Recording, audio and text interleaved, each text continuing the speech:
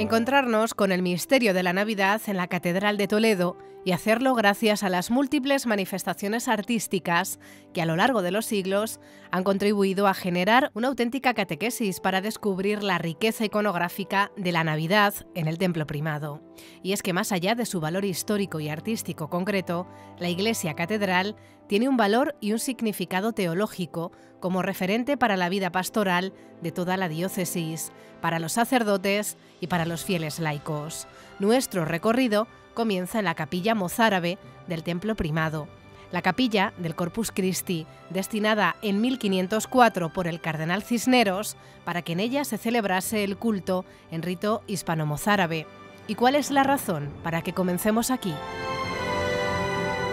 Tenemos un mosaico precioso que preside de alguna manera todo el retablo de la capilla mozárabe. Es un retablo donde una representación de la Inmaculada, pero con una iconografía preciosa, donde aparece Inmaculada, pero con niño. Y esto es importante porque normalmente estamos acostumbrados a ver siempre las Inmaculadas solo Inmaculada. Aquí yo creo que lo que intenta representar es que ella es Inmaculada antes, en y después del parto, con lo cual pues todo ello queda reflejado perfectamente en este mural que se hizo en Roma, en Italia, y después fue trasladado con una historia muy grande.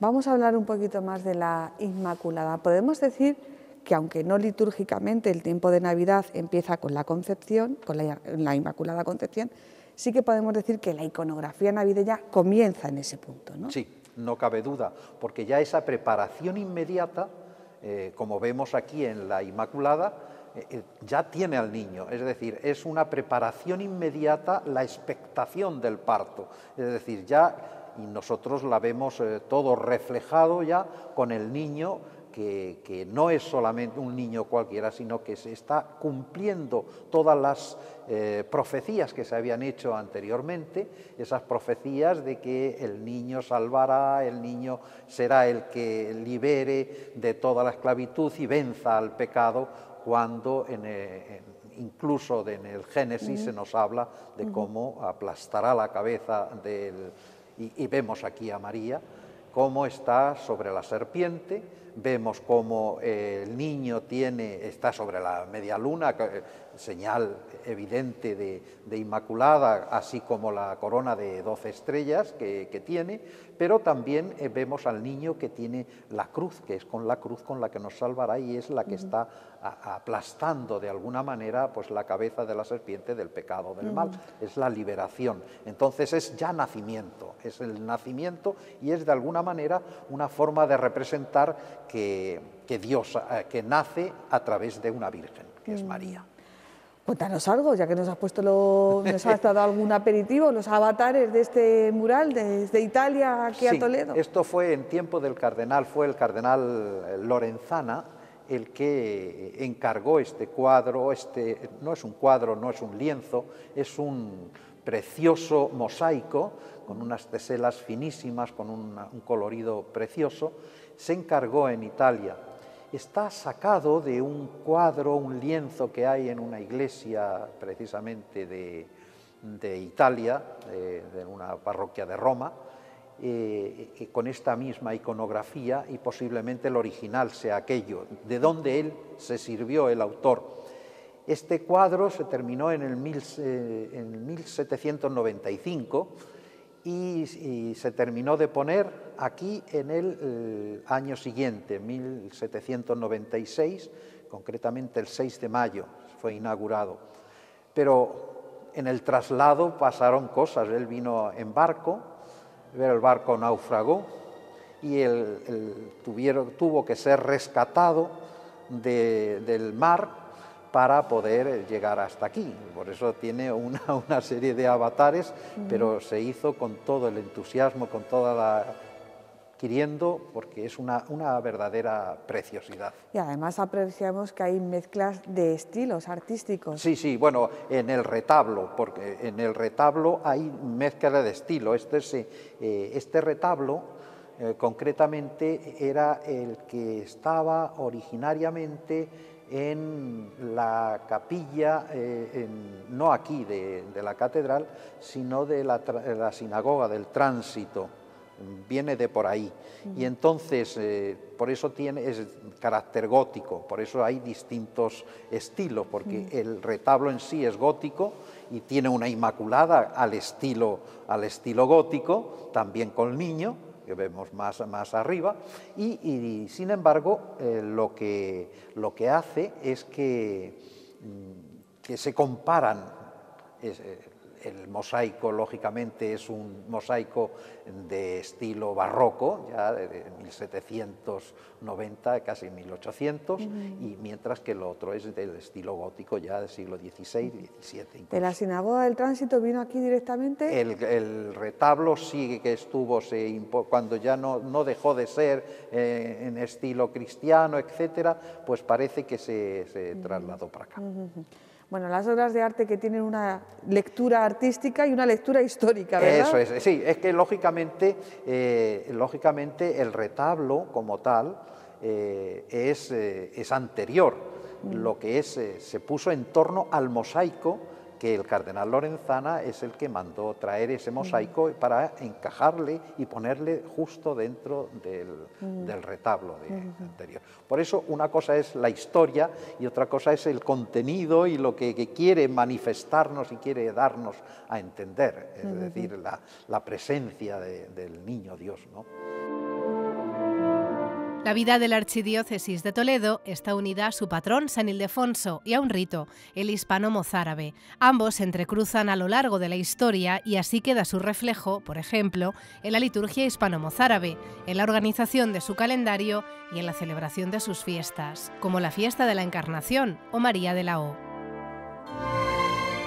En el 10º Concilio de Toledo, intentando preservar, porque se le da una enorme importancia al tiempo de Cuaresma como preparación para la Pascua y se prohíben cualquier otra celebración, los padres del Concilio X de Toledo deciden trasladar esta festividad tan importante a los días previos a la Navidad.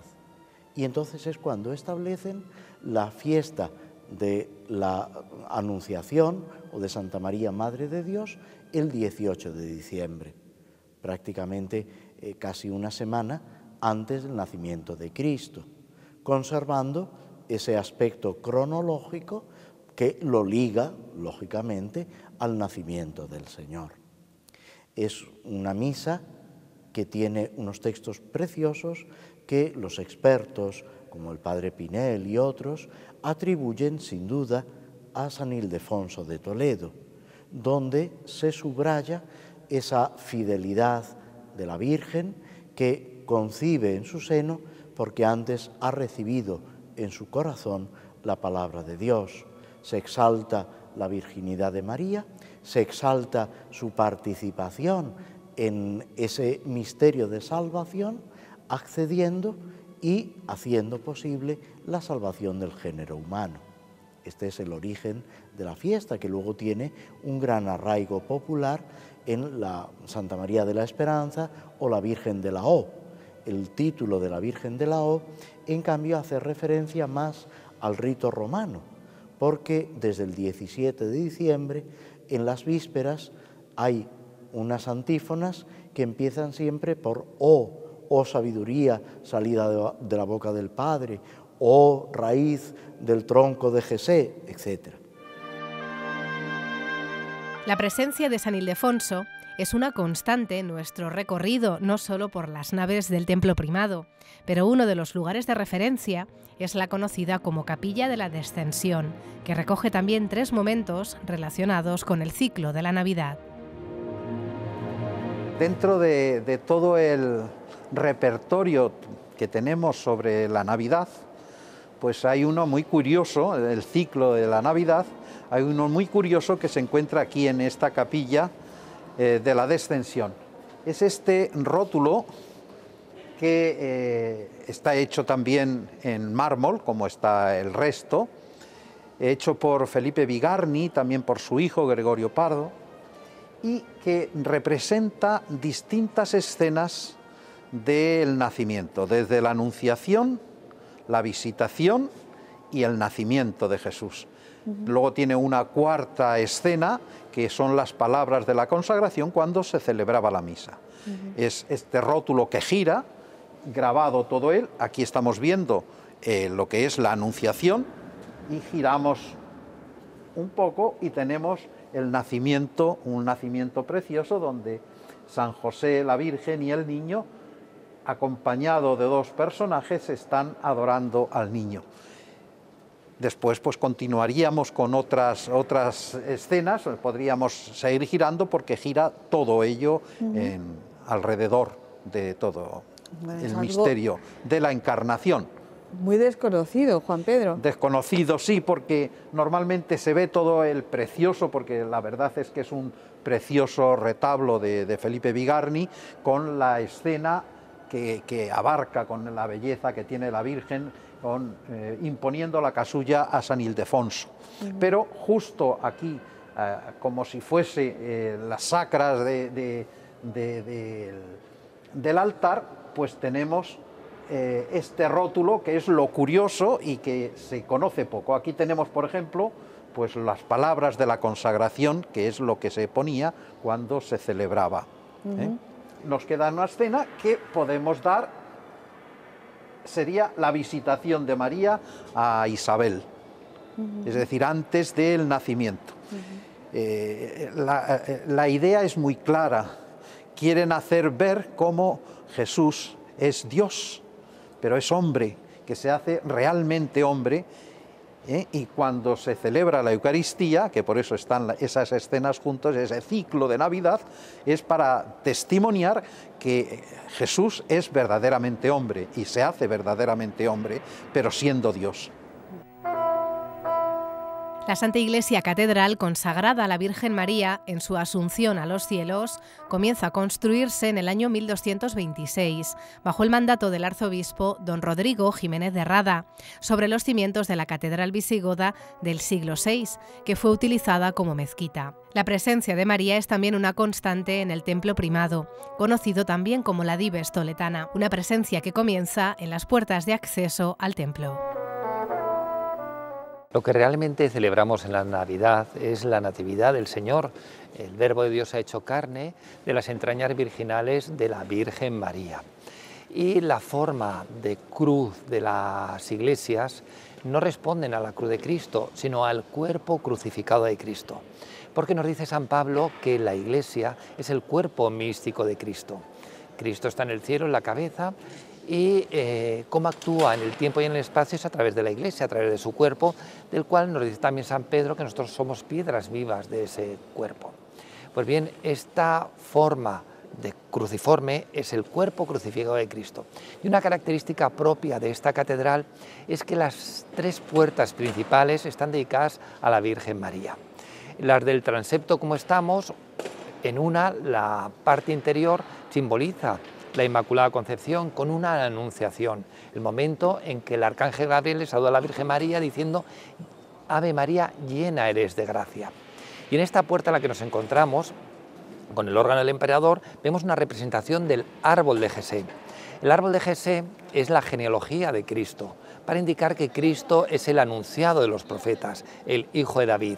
Pero en los casos en los que aparece la Virgen de una forma importante, aquí la vemos como Madre de Dios y también con la coronación de la Virgen, lo que significa es la generación de la Virgen, a saber, su concepción inmaculada. Cristo ha venido a la tierra de las entrañas virginales e inmaculadas de la Virgen María. Y luego a la puerta principal tenemos una escena de la imposición de la casulla de San Ildefonso. El papel importante de la Virgen María en la historia de Toledo, de la Iglesia en Toledo. Vimos, por tanto, que para entrar en este cuerpo de Cristo que simboliza esta catedral, lo hacemos a través de María. De la misma manera que en la Natividad del Señor, Cristo viene aquí a la tierra a través de la concepción inmaculada de la Virgen María, de la Inmaculada Concepción, nosotros entramos también en la Iglesia a través de la concepción inmaculada de María. Si miramos bien el árbol de Jesé, vemos a la parte inferior tumbado Jesé, que es el padre de David, con toda la genealogía, personajes importantes del Antiguo Testamento. Vemos, como decimos, María como Madre de Dios en la parte superior del árbol de Jesé, y encima de él vemos un tondo, una representación circular, con la coronación de la Virgen. Lo curioso es que en la parte exterior de esta portada tenemos la Asunción de la Virgen. Son dos temas marianos simétricos entre sí. La Virgen es asunta al cielo porque no ha conocido la corrupción del pecado, de la muerte, porque no ha tenido pecado. Es la otra cara de la moneda de la Inmaculada Concepción de la Virgen María.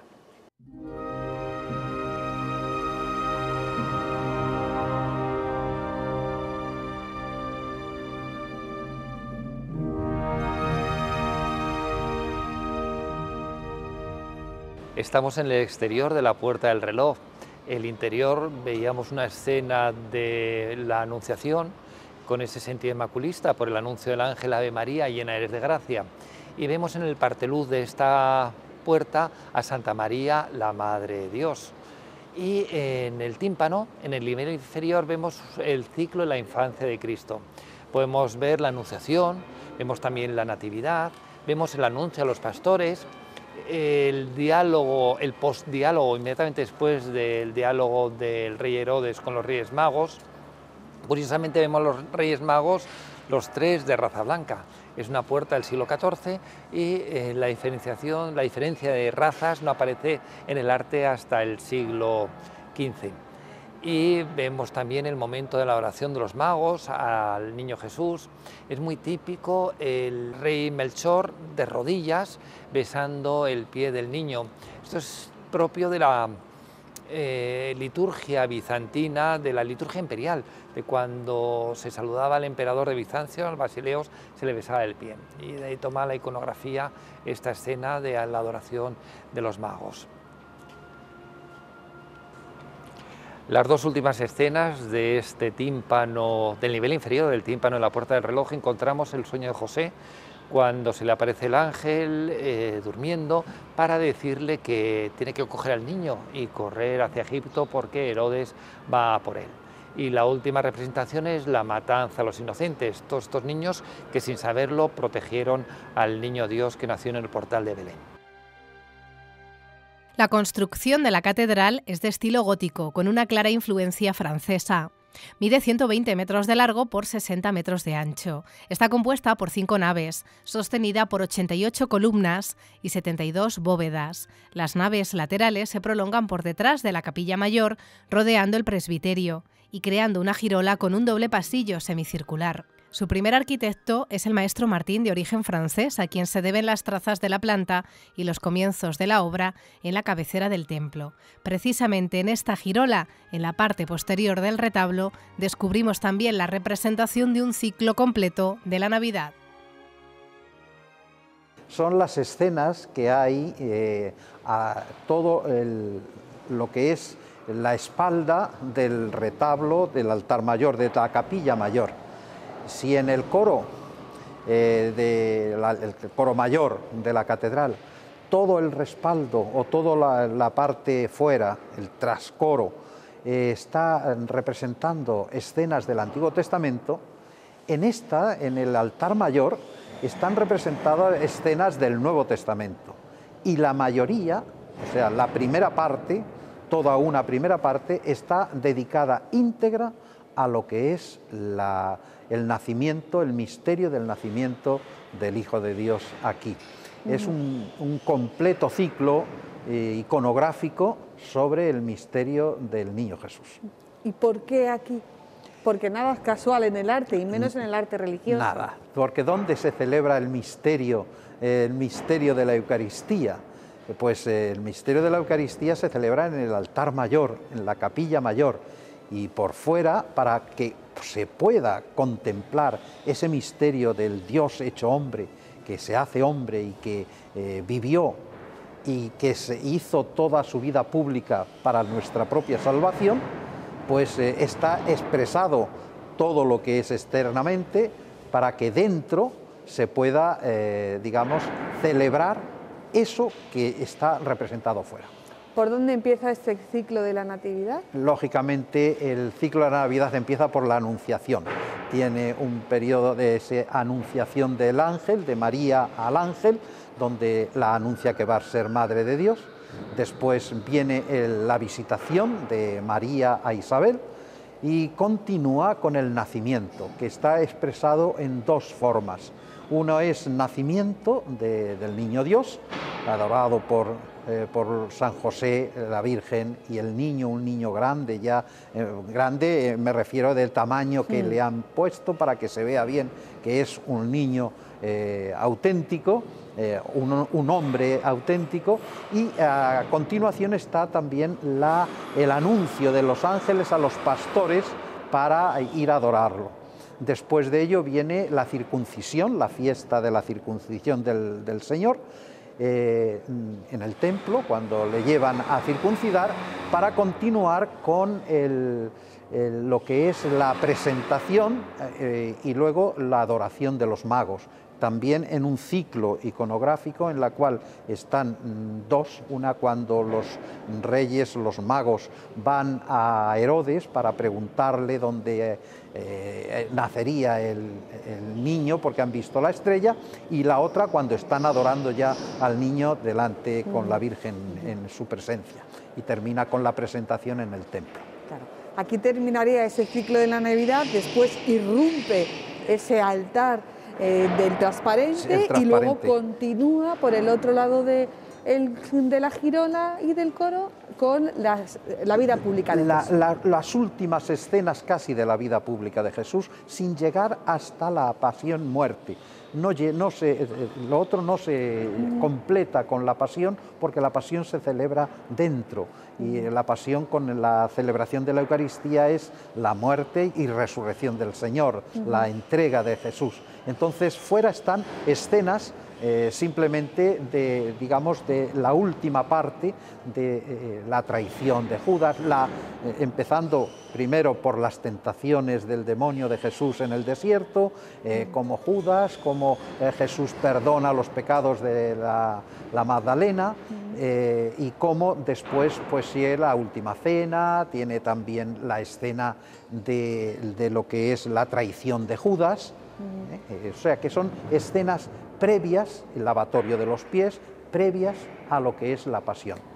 Lo que nos demuestra una vez más hablar con personas de reconocido prestigio, como es en este caso el deán de la Catedral Primada, es que hemos perdido mucho en iconografía, y que el hombre que visitaba la catedral hace, por ejemplo, 2 o 3 siglos, no se lo tenían que explicar, Juan Pedro.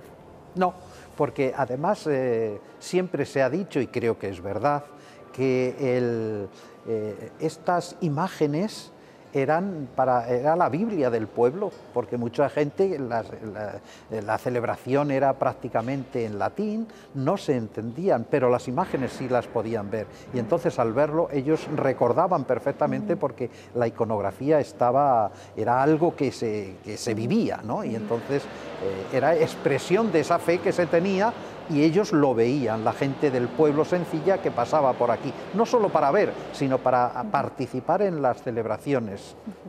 Tú fíjate que llevamos ya un buen paseo por la iconografía navideña de la Catedral de Toledo, y todavía no hemos tocado la pintura, que hay mucho. Muchísimo. Lo que significa que todas las artes tienen su representación iconográfica, ¿no? Todas. Que no nos tenemos que quedar únicamente con la pintura. Sí, es que en todas las artes, si nos vamos a la custodia, por ejemplo, pues tenemos la representación de un niño pequeño, desnudo, grande, como diciendo, también aquí está representado el nacimiento, porque también iconográficamente está representado.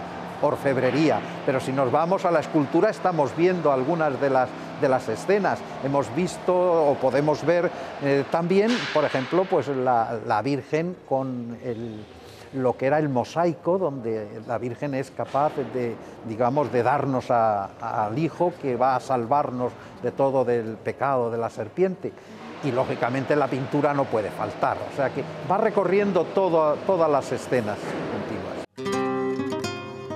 El transparente es sin duda una de las grandes excepcionalidades de la Catedral Primada en Toledo. Será Narciso Tomé quien realizará este grandioso proyecto entre los años 1720 y 1732, durante el episcopado de don Diego de Astorga y Céspedes, que costeó la obra y dispuso su enterramiento a los pies de la misma. Tradicionalmente se ha identificado el transparente, prodigioso modelo de arquitectura escenográfica barroca, como una exaltación de la Eucaristía, pero hay mucho más. En el transparente lo que palpamos y vemos y observamos es el misterio de la Eucaristía, que no es otra cosa sino la carne de Cristo, con la cual nos alimentamos. Y aquí podemos ver como escena central encima del altar lo que estamos celebrando en la Eucaristía, que es la presencia del cuerpo de Cristo, que ha nacido de las entrañas virginales de la Virgen María. Vemos esta representación de la Virgen con el niño Jesús, nacido en el portal de Belén, un niño regordete, porque, como digo, la Eucaristía es la carne de Cristo. Pero lo interesante de esta representación, que es única, es que vemos que el niño está dialogando con la Madre, con la Virgen María. Y si nos fijamos bien, está señalando con el dedito una bola que tiene bajo su mano, como si estuviera diciendo: yo me he hecho aquí presente sobre el altar y he nacido en el portal de Belén para solucionar el problema que dejaron nuestros primeros padres. Vemos una representación del pecado de nuestros primeros padres, el pecado original que se nos transmite tras generación y tras generación. El niño Jesús nace en el portal de Belén para liberarnos del pecado, lo que está diciendo Jesucristo, Jesús, el niño Jesús, a la Virgen María.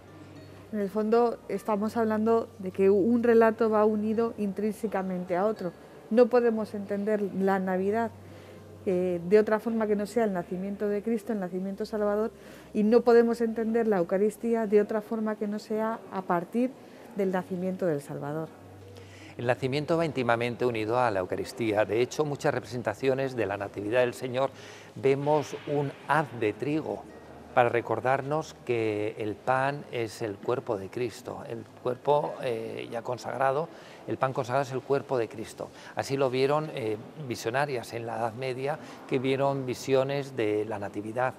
Aparecen vamos a ver ahora muchas representaciones de la catedral, la Virgen Rubia, tal y como la vio Santa Brígida de Suecia. Vemos a San José con una lamparilla, Jesucristo es la luz del mundo, y vemos también el haz de trigo, como Jesucristo, el niño que ha nacido, es el que se va a quedar presente entre nosotros en la Eucaristía. El transparente fue ideado con la finalidad esencial de iluminar con luz natural, obtenida con el atrevido recurso de abrir un amplio ventanal en la bóveda, el reducido espacio o capilla que queda tras el retablo mayor, en que se reserva el Santísimo Sacramento de la Eucaristía. También el retablo mayor, construido en plena época de Isabel la Católica, entre los años 1498 y 1504, fue concebido y realizado conforme a un estudiado programa de exaltación eucarística, pero no solo. Desde luego no podemos elegir mejor retablo para hablar de la Natividad, porque como vemos la escena de la Natividad está justamente en el centro del retablo. Es una Natividad en la que vemos a la Virgen María de rodillas, muy concentrada, con las manos unidas, está adorando al niño. Esto no siempre ha sido así. En otras épocas se representaba a María después de un parto con dolor, recuperándose, recostada. Aquí, al estar de rodillas, quiere decir que no ha tenido dolor en el parto. Además, es Santa Brígida de Suecia quien a finales del siglo XIV, en torno a 1370, viaja a los santos lugares, donde tiene unas visiones del nacimiento del niño Jesús que van a tener muchísima repercusión en la forma de representar esta escena. Entonces vemos aquí efectivamente como Santa Brígida la describe, adorando al niño. Es una de las cosas también muy diferenciada. También en siglos posteriores la Virgen levantará las sabanitas para mostrar al niño, este niño que viene a salvar a la humanidad. Entonces vemos la singularidad de esta escena en concreto, donde además, si nos fijamos, San José está unido a María en esta adoración del niño. El niño, si nos fijamos, está muy en el suelo, otras veces incluso aparece en el suelo. Sabemos por los textos que nace en un pesebre, en un establo. Vemos un poco que esta escena sigue esa idea, y entonces a veces incluso el pobre niño está directamente en el suelo, incluso simplemente protegido con un poquito de la tela del manto de su madre. Aquí tiene un poquito poquito de cesta, una ligera cunita donde se le ha colocado. Vemos al buey y a la mula, que ya sabemos que el buey y la mula no aparecen en los evangelios y que se refiere, es una cita que se refiere al profeta Isaías y que hace un gesto donde que incluso el buey y la mula reconocen al Mesías, al Salvador, y no así su propio pueblo, el pueblo judío. Y también, bueno, pues como no puede ser de otra manera, el buey y la mula pues incluso calientan un poco el establo. Vamos, pues podemos recordar aquí al gran Maíno, donde vemos incluso el vaho, que es de la respiración de los animales, calentando al niño. Y entonces, bueno, pues es de las escenas más completas, más relevantes, muy bien, y como no puede ser de otra manera, centra el retablo. Vemos la Anunciación, en la parte inferior, la circuncisión, vemos también la matanza de los inocentes. En escenas anteriores y sucesivas, la próxima inmediata sería realmente la adoración de los magos, que la vemos en la parte inferior a la derecha, donde vemos la adoración del pueblo de los gentiles, de los magos, aludiendo a esos reyes de pueblos exóticos, y que aquí efectivamente ya no solamente incorporan las tres edades del hombre, sino que también incorporan a la raza africana en esa iconografía que se irá incluyendo con las tres razas o las tres partes del mundo. ¿Es normal que en un retablo mayor de una catedral haya esta importancia iconográfica a la Navidad, o hay un porqué explícito en este caso determinado? Hombre, la Natividad es un tema que centra nuestra iconografía, porque realmente, y centra el mensaje cristiano. Realmente Natividad quiere decir nacimiento, alude al momento de nacer el Salvador, el Mesías anunciado durante el Antiguo Testamento, y si nos fijamos incluso en todos los idiomas, en Noel, Natalis, Weihnachten, en alemán también se refiere a la noche del nacimiento. Es un tema crucial, junto con la resurrección. Quizás son los dos temas más importantes del mensaje cristiano. A cada paso que demos nos vamos a ir encontrando con referencias iconográficas al ciclo de la Navidad.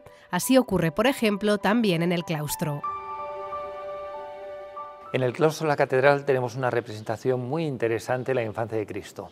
Vemos en primer lugar la Anunciación, cuando el ángel Gabriel le dice a la Virgen María que va a ser la Madre de Dios; la Visitación, cuando Santa Isabel reconoce a la Virgen María como la Madre de Dios, le dice: dichosa tú que has creído, la fe de María la que nos trae a Jesucristo al mundo.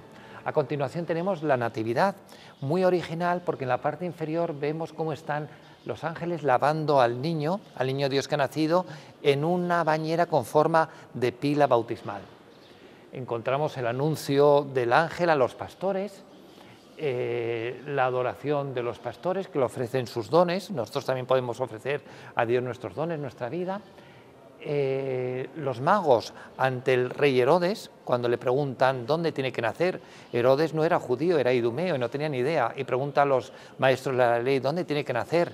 Es cuando dice: y tú, Belén de Judá, no eres ni mucho menos la más pequeña de las ciudades. Entonces les envía a los magos a adorar al rey y que vuelvan para contarle dónde ha nacido ese rey de los judíos. Vemos la adoración de los magos, como Melchor, como hemos comentado, se arrodilla ante el niño Dios que ha nacido, que forma parte de la liturgia imperial bizantina. La presentación del niño Jesús en el templo. La penúltima escena es la matanza a los inocentes. Y por fin la última es la huida a Egipto de San José, que se lleva a la madre y al niño para librarlo de esa matanza a los inocentes. Y en muchas de las capillas laterales, como es el caso de la Capilla de la Concepción, a la cual se accede por una reja de bastante valor artístico. Lleva incorporado el escudo de la familia Salcedo, pues la capilla fue fundada en 1502 por Juan de Salcedo, protonotario apostólico y canónigo toledano, cuya tumba se halla en el muro del Evangelio. En su retablo gótico se ven pinturas de Francisco de Amberes y en el lateral izquierdo el sepulcro del fundador. Estamos aquí en esta capilla tan especial, es un retablo inmaculista. Como vemos, tenemos en el centro de la composición el abrazo ante la puerta dorada de los padres de María, y a la izquierda, nacimiento de María, la Anunciación, la Visitación y ya la Natividad y la adoración de los magos. Es un retablo muy especial atribuido a Juan de Borgoña y que muestra efectivamente la importancia que tiene estas escenas anteriores al nacimiento del niño y relacionando también la importancia de María, que fue concebida sin pecado original.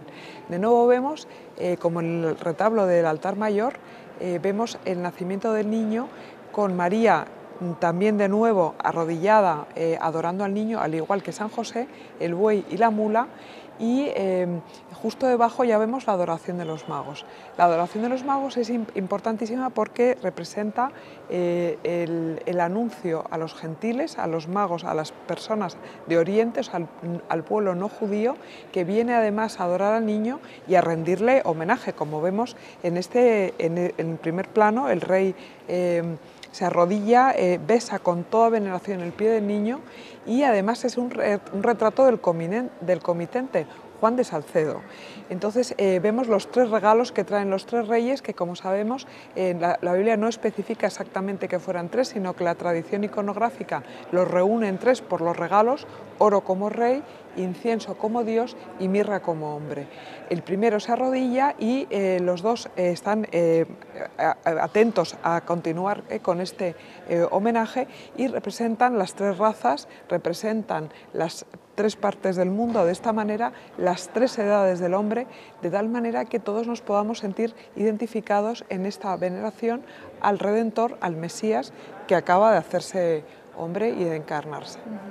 Hablabas también antes de la incorporación a la iconografía navideña de los pastores, porque no están desde el principio, es a partir de un momento determinado, ¿no? Es curioso cómo, si nos fijamos, no vemos a los pastores.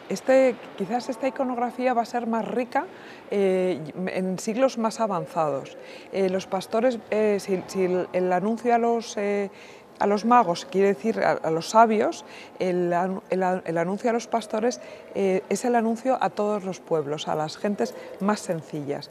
Los pastores también van a traer regalos, y también un poco por ese orden que le gusta a la iconografía, van a en general traer 3 regalos.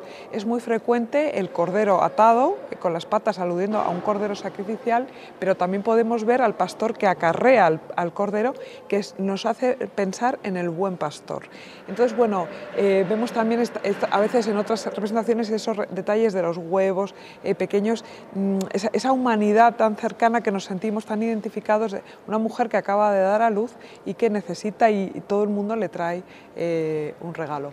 La flauta también, el caramillo, también se suele relacionar con Orfeo, un poco como ese Cristo como nuevo Orfeo al que seguimos, y entonces vemos esta iconografía tan rica, tan humana, tan detallista, que a lo largo de los siglos hace que todos nos podamos sentir identificados y entender con claridad el mensaje. La iconografía es una herramienta fundamental en épocas que la gente no sabía leer y escribir, y esto nos puede parecer que son épocas muy lejanas, pero hasta realmente el siglo XX no sabemos leer y escribir de forma generalizada, y por lo tanto esto es lo que se llamaba la Biblia de los pobres, y entonces quiere decir, y la palabra iconografía quiere decir escribir con imágenes, de tal manera que sepa uno mucho o poco, sepa leer o no, al entrar en una iglesia podemos formarnos en doctrina, en vida de los santos, por supuesto, en la vida de la Virgen y de Cristo.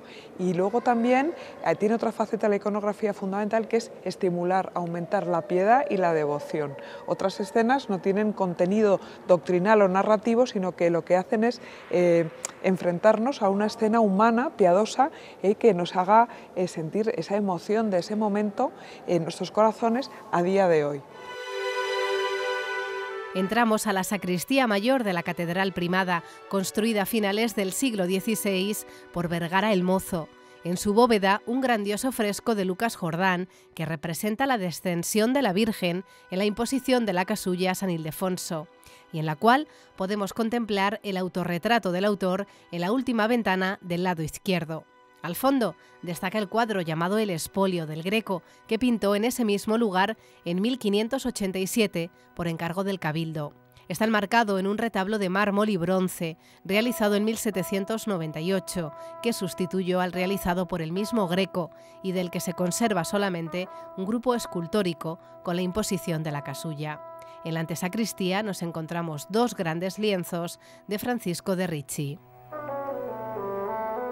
En la antesacristía podemos encontrar dos pinturas de gran formato de Francisco Ricci, un pintor madrileño de la escuela madrileña a finales del siglo XVII, hijo de un italiano, y una representación muy curiosa porque aparece en el mismo cuadro el momento en que el Espíritu Santo está cubriendo con su sombra a la Virgen María, que está concibiendo al Hijo de Dios, y al lado vemos cómo el ángel se le aparece a San José durmiendo y le dice que reciba a la Virgen, a María, con la que está desposada, porque va a ser la Madre de Dios.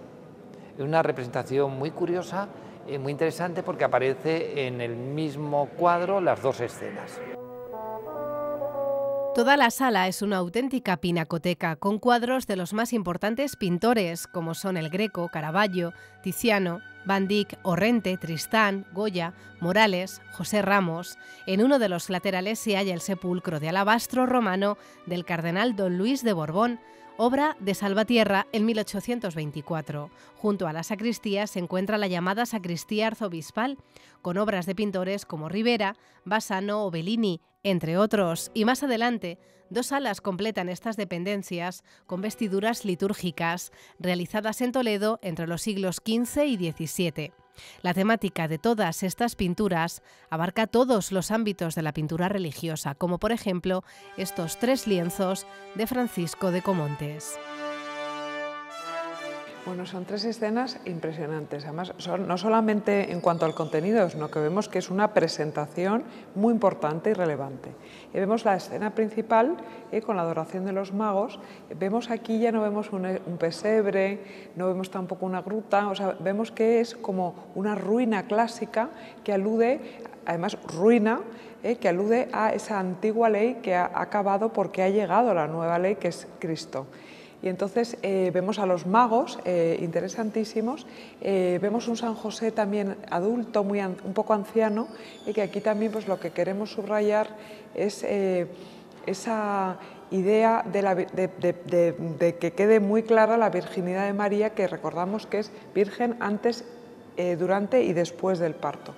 A la izquierda vemos el milagro de la palmera, después de tener que huir, previo, o sea, por la matanza de los inocentes, tienen que huir a Egipto, y entonces vemos, es enternecedor ver cómo María le cambia los pañales al niño. Quizás es por esto, por lo que más me gustan estas tres escenas, esta humanidad absoluta, y recordamos el milagro de la palmera, que se inclina para que el niño, bueno, y para ofrecer sus frutos en el paso de la Sagrada Familia. A la derecha vemos la adoración de los pastores, que hemos visto ya en la catedral repetidas veces. Aquí vemos, como habíamos incluso mencionado, este pastor que lleva el cordero a hombros y que alude al buen pastor.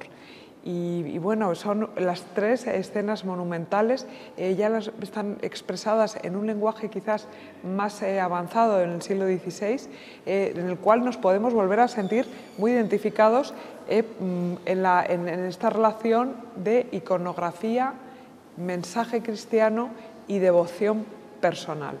En la escena central vemos la estrella. Bueno, es la estrella que siguen los magos, es la estrella gracias a la cual ellos siguen esta estrella y llegan a Belén. Esta estrella es la que les hace detenerse en el palacio de Herodes para preguntar, que lamentablemente le ponen sobre aviso, y entonces Herodes les dice: volver aquí cuando encontréis al Salvador, al Mesías, y entonces claro, ellos no vuelven, pero eso es lo que va a desencadenar la matanza de los inocentes. Pero esta estrella que siguen ellos, que seguimos todos a lo largo de nuestra vida, y un poco que es la historia de la humanidad. Quería no olvidarme de mencionar los autos sacramentales, los teatros de los misterios en la Edad Media, en el Barroco, que representaban y hacían vivencias reales todas estas escenas. Y especialmente la estrella, hay algunas representaciones en las vidrieras medievales con su palo, y iba un niño moviendo la estrella, y entonces, bueno, acabamos acabar simplemente que sigamos esa estrella a lo largo de nuestra vida y espero que la historia de la humanidad. O esta adoración de los pastores atribuida a uno de los hermanos Bassano. Porque creo que significa mucho y da sentido a lo que es la Navidad, a lo que es ahora que estamos ya cercanos a la celebración. Es el medio de toda la oscuridad en que el mundo está viviendo, como Jesús es la estrella, la luz que ilumina y que va dando solución a tantos y tantos problemas e incertidumbres, desesperanzas, tristezas, amarguras. Él es la luz. Y por eso este cuadro de Bassano creo que refleja perfectamente cómo Él es la luz. Y esa luz va iluminando en la medida en que nos vamos acercando a Él. Por eso es un cuadro precioso, que uno que le pueda ver así, pues a primera vista pueda decir, pues esto está todo oscuro, si esto está todo muy negro. Es cierto que a lo mejor necesita pues una limpieza, pero el cuadro está concebido precisamente desde esa oscuridad, como el niño está saliendo de la luz de Él, un resplandor que va iluminando primero a María, a San José, al buey, la mula que están cerca y se les ve, y a los pastores en la medida en que están acercándose se les va iluminando el rostro. Es una composición preciosa. Es una composición sencilla, clásica, donde están los elementos fundamentales de cualquier iconografía navideña. En el centro el niño, en la que apenas atisbamos a ver lo que es el fondo, pero realmente cuando Bassano pinta esto no solamente está influido por la época artística en la que está creado este cuadro, por el claroscuro, sino porque está buscando algo más. Esto no es una cuestión de moda pictórica, ¿verdad? No, por supuesto. Yo creo que está buscando una reacción de acercamiento y de todos ver a ese niño que es luz y que nos ilumina. Es una atracción, ¿no? Me sedujiste y yo me dejé seducir. Podríamos decirlo desde este punto de vista. Lo que no está muy claro es porque es Bassano, eran dos hermanos, estaba Francisco Bassano y Jacobo, ¿no? Parece que es de Francisco Bassano. Tenemos algún otro Bassano de la vida pública, de la infancia de Cristo, pero con motivo de la Navidad es espectacular. Juan Pedro, dentro de este recorrido que hemos hecho por la iconografía navideña de la Catedral de Toledo, ¿es la parte dentro de la historia del arte, la parte más tierna, la parte más dulce, la parte más emotiva? Yo diría que en nuestra catedral hay dos escenas que son lo más tierno que puede haber, porque no puede ser de otra manera. Es el nacimiento del Niño Dios, la Navidad, porque es la presencia de Dios en medio de nosotros y hecho ternura, hecho cercanía, pero también la imagen de María. La imagen de María a lo largo de toda la catedral es tal la belleza, la ternura, la delicadeza, la sonrisa, la paz que nos va transfiriendo precisamente el contemplar esas imágenes, que está difícil saber cuál de las dos materias, digamos, pues es más tierno, ¿no? Porque los dos son fuertemente, porque la iglesia, la catedral nuestra es mariana por excelencia. Basta mirar la Virgen Blanca con esa sonrisa, con el niño, que yo creo que conjuga precisamente el nacimiento con la maternidad de María, con esa sonrisa, con esa paz, con esa ternura. Así es la Catedral Primada de Toledo, la iglesia madre de la diócesis, lugar de encuentro y devoción para todos aquellos que, al igual que los magos y pastores, se dejaron guiar por la estrella que conducía al Salvador.